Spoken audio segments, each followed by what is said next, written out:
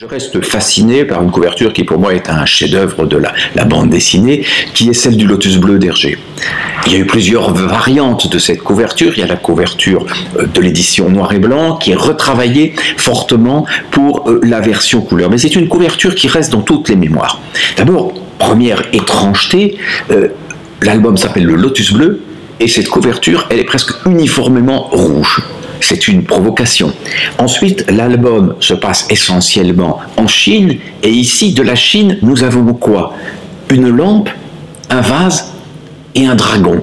Aussi le petit chapeau sur la tête de Tintin que nous voyons à peine, et Milou aussi à peine. C'est donc tout à fait extraordinaire de penser qu'Hergé ne fait pas l'exotisme, ne représente pas la relation avec Chang, qui est au cœur de l'histoire, ne nous représente pas un paysage chinois.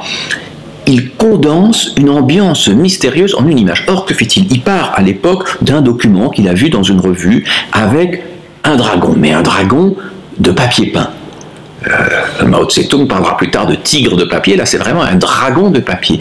Mais dans l'affiche dont s'inspire Hergé, le dragon a la tête vers le haut. Il fait simplement partie du décor. Dans ce qu'en fait Hergé, je crois que tous les lecteurs de Tintin s'en souviennent, et les enfants particulièrement, le dragon regarde Tintin, le dragon a l'air prêt à manger Tintin. Or, il s'agit d'une pure illusion. C'est un effet romanesque, mais c'est un effet romanesque qui n'est là qu'un instant.